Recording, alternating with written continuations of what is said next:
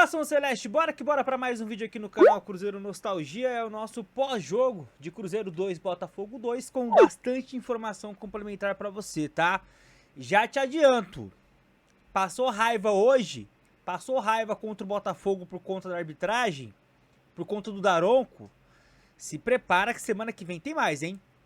Tá aí, essa é a capa de mais um conteúdo. Já peço, nação, logo de cara aquele like, a meta é 400 joinha, eu conto com a sua ajuda para batermos, tá?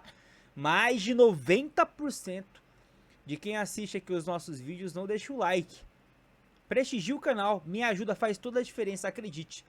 Deixa também o seu hype aqui no nosso vídeo, fechado? Então vamos lá, ó. Primeiramente, né, pessoal, empate bem amargo, né, a gente pode tratar dessa maneira esse 2 a 2, Cruzeiro consegue abrir 2 a 0 e depois toma um empate. No primeiro tempo, né, quando o Cruzeiro leva vantagem de 1 a 0 para o intervalo, a gente teve um jogo muito interessante, um jogo onde o Cruzeiro pôde mostrar algumas das suas principais características. Voltei a ficar feliz com o pé de pressiona do Cruzeiro, achei que a gente fez muito bem isso, né, com o Matheus Pereira, com o próprio Caio Jorge, o Christian, com o Sinisterra, apesar que o Sinisterra, taticamente falando, ainda gera alguns desequilíbrios sem a bola pelo lado esquerdo, claramente, isso é claro, evidente. Mas, dito isso, né, com a bola, por exemplo, o Sinisterra fez uma partidaça na primeira etapa, eu gostei muito, assim como boa parte da equipe do Cruzeiro. Defensivamente, no primeiro tempo, o que o Vidalba jogou foi um absurdo, né? Foi um absurdo. A dupla de volantes, os dois Lucas jogando demais, enfim. Só elogios. 1 a 0, vamos pro intervalo.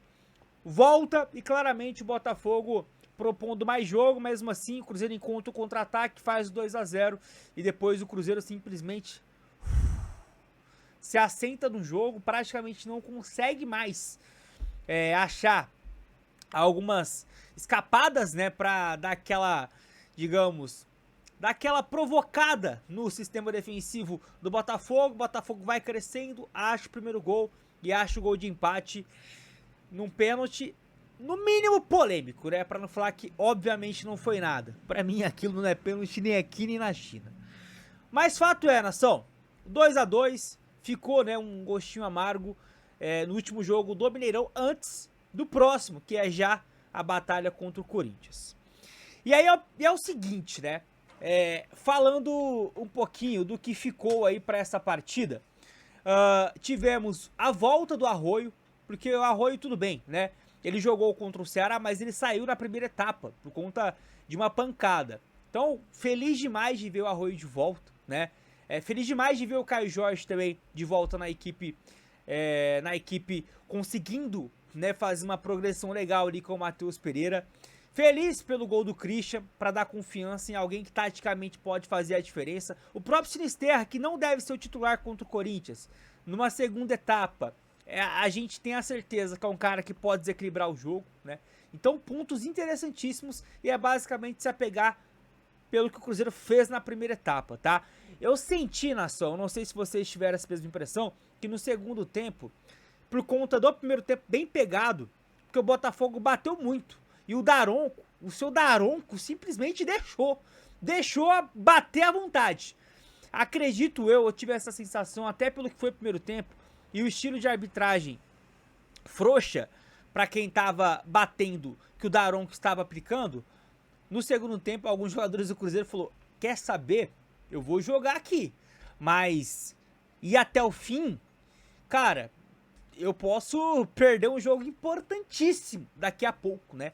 Que é justamente a partida contra a equipe do Corinthians. Então eu senti que a rapaziada meio que tirou o pé. Fiquei com essa impressão, você opina, tá? E aí, falando sobre isso, olha só essa M aqui, rapaziada. O Caio Jorge, ele saiu lesionado. Eu coloquei até aspas na capa, porque a gente não sabe se é uma lesão de fato ou não. Mas ele sai do jogo sentindo a perna. Justamente esse lance aí, ó. Chega ali primeiramente, se eu não me engano, acho que é o Fabrício Bruno. Aí depois vem o médico do Cruzeiro, fica um tempinho, o Cássio chega depois. A partida ficou uns 2 minutos parados ali, o Cruzeiro tentando, né, saber se o Caio Jorge voltaria ou não. Acabou que o Caio Jorge não voltou, foi substituído. E tomara que não seja nada. Esperar aí alguma apuração do Samuel Venâncio para dar uma tranquilizada. O próprio Caio Jorge deu uma entrevista pro canal do Cazé após o jogo. Ele não foi perguntado sobre isso. Eu fiquei maluco da vida. Louco pros caras perguntar como é que ele tá. Pergunta como é que ele tá sentindo, por que saiu. Não perguntaram. Bizarro, bizarro. Mas tomara que não seja nada, mas fique esse adento aí, tá? Fique esse adento aqui na postagem da TNT. A matéria diz o seguinte, tem a postagem do seguinte: preocupação no Cruzeiro, o Caio Jorge teve que deixar o campo após uma dividida, depois da queda, imediatamente Fabrício Bruno pediu substituição. Vamos lá, nação, próxima info aqui, rapaziada, minutos antes do jogo começar, na verdade é o seguinte, ó, o jogo começou às 7h30, né, às 8h34 da noite, o Cruzeiro subiu no seu Twitter uma postagem, um collab, uma interação entre o Pedrinho e o Galvão Bueno, que é garoto propaganda, um dos garotos propagandas da Bet Nacional. Lembra que eu trouxe um vídeo? Foi na terça-feira, trazendo aqui pra vocês a mudança, né? Informando a mudança da Betfair pra Bet Nacional. O Cruzeiro anunciou de forma oficial dessa maneira, bora ouvir. Galvão! Fala, Pedrinho! Vai mudar! Tô contando aqui pra você, em primeira mão. Em 2026, nosso patrocinador master é Bet Nacional. Que boa notícia, Pedrinho! Então, ó, sejam bem-vindos à Bet dos Brasileiros. Proibido para menores de 18 anos. Jogue com Aí responsabilidade. então, nação, foi desse jeito. E já deu pra ver como é que vai ficar a camisa do Cruzeiro com a logo da Bet Nacional, ó. Olha aí, ó. Vai ficar desse jeito aí, ó. Né? Assim como a Betfair, eu acho que a Betfair não polui muito aqui, né, o espaço master. Tem uns masters que eu acho muito feio. Assim como a Betfair, ela é um pouco fininha, a Bet Nacional também. Enfim, vai ficar coeso com o manto do maior de Minas. E aí, nação, pra gente ir aqui pra nossa reta final, duas notícias, tá? Primeiramente, informação do UOL. Diz que Cruzeiro fez sondagem pelo Everton Cebolinha, tá? Que fará reuniões com o Flamengo para definir o futuro. Meio que o Flamengo já definiu que o Everton vai sair do clube e algumas equipes do Brasil estão interessadas no seu futebol. O Cruzeiro é uma delas, de olho em 2026, tá? Além do Cruzeiro, Grêmio, Atlético Mineiro e São Paulo sondaram aí a situação do jogador, então vai ter uma certa concorrência. Bora ver, né? O Cebolinha, ele pode jogar pelos dois lados, mas tem uma preferência pelo lado esquerdo.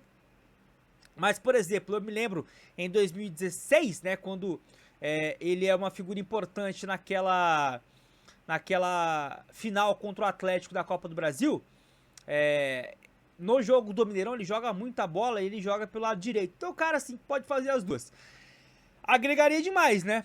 O Cruzeiro se fortaleceu pelos lados de campo nesse meio de ano. Foi importantíssimo as chegadas aí do Arroio e do Sinisterra. Pensando numa Libertadores, um calendário puxadíssimo, um cara vencedor como o Everton Cebolinha, pode ser, né? Um cara que pode ajudar bastante, na minha opinião. Você opina. E pra finalizar o nosso vídeo, nação, preciso deixar vocês aí um tanto quanto preocupados, tá? Seguinte, saiu a escala de arbitragem pro final de semana, pra última rodada do Campeonato Brasileiro, né? Pra quem não tá ligado, todos os jogos vão acontecer domingão no mesmo horário, tá? Jogos às 4 da tarde. A exceção será Mirassol e Flamengo, que vai acontecer às 6h30 no sábado. Isso porque no próprio sábado, o Flamengo jogando com o Mirassol, já vai a delegação toda viajar pro Intercontinental, né? O Flamengo enfrenta na próxima quarta-feira o Cruz Azul. E aí, rapaziada, se você ler aqui os 10 árbitros, tá? Que vão estar na escala no próximo domingo, um jogo no sábado, preste atenção que não aparece o nome de 2 árbitros destacáveis. Então vamos lá. Mirassol e Flamengo, Lucas Casagrande. Ceará e Palmeiras, Bruno Arleu. Fluminense Bahia, Matheus Candançan. Botafogo Fortaleza, Paulo Zanovelli. O pior árbitro, diria nesse momento, mineiro, né? Geralmente apita os clássicos aí. Corinthians e Juventude, Felipe Lima. Santos e Cruzeiro é o Rodrigo Pereira. Atlético e Vasco, Lucas Torres. E Internacional e Red Bull Bragantino, Davi Lacerda. Vitória e São Paulo, Wilton Pereira Sampaio. E pra finalizar, Sport Grêmio, Edna Alves Batista. Sentiu falta de alguém? Aliás, sentiu falta de 2 árbitros? Pois bem, Anderson Daronco e o Rafael Claus não estão. Sabe por quê? Porque eles apitarão os jogos da próxima semana envolvendo Cruzeiro e Corinthians e Vasco e Fluminense. Não está confirmado quem vai apitar qual jogo, mas, segundo, né, um portal especializado em arbitragem na CBF, tá? Tava acompanhando isso mais cedo. Antes do jogo de hoje contra o Botafogo, existia uma expectativa grande de que o Daronco apitasse o jogo entre Corinthians e Cruzeiro. Cruzeiro e Corinthians, no Mineirão. Aí eu te pergunto, você assistiu o jogo de hoje, não assistiu? Assistiu o Cruzeiro e Botafogo? A arbitragem do Daronco, ela foi irritante.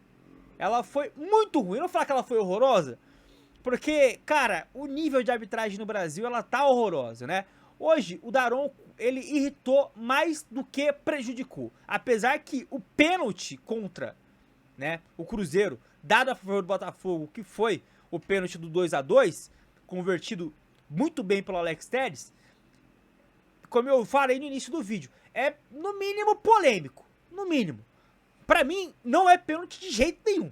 Mas se alguém quiser falar que foi, porque teve um contato, assim, não é dos pênaltis mais absurdos que deram contra o Cruzeiro. Ponto. Mas assim, o que o Daronco irritou o jogo inteiro, eu falei pra vocês aqui, o primeiro tempo, o Cruzeiro apanhou pra caramba. E o Daronco... Opa, caindo aqui o microfone. E o Daronco deixava o pau torar. Rapaziada, eu falei palavrão pra caramba quando o Mateuzinho tomou aquela entrada do zagueiro do Botafogo, porque tava claro, evidente, cara, que o cara foi na maldade, tacou a sola na cabeça do Mateuzinho. A merda do Bandeirinha não viu, o Daronco não viu, precisou do VAR expulsar. Então assim, é uma arbitragem irritante. O Daronco está lento, fisicamente, cara, ele é um outro árbitro, ele decaiu demais. Fraquíssimo. Fraquíssimo. E é esse cara que provavelmente apitará Cruzeiro e Corinthians. Se não for o Daronco, é o Claus. Tá? É o Claus. Tô cravando aqui pra vocês. Mas, segundo uma pessoa, né, muito forte ligada aí às escalas de arbitragem, como eu acabei de mencionar, né, tem um perfil no Twitter, já tinha adiantado isso, né, que o Daronco e o Claus estaria fora da escala. Depois saiu a escala, como eu trouxe pra vocês, os dois ficaram mesmo fora. Se a CBF tomar vergonha na cara, ela troca. Caso contrário, aguarde, quarta-feira que vem teremos Daronco novamente apitando o jogo do Cruzeiro. Mas tá aí, nação, chegou até aqui, deixa aquele likezão mais do que humilde, deixa seu joinha, se inscreva, comenta, compartilha. A qualquer momento nós voltamos com mais notícias, até a próxima, tamo junto!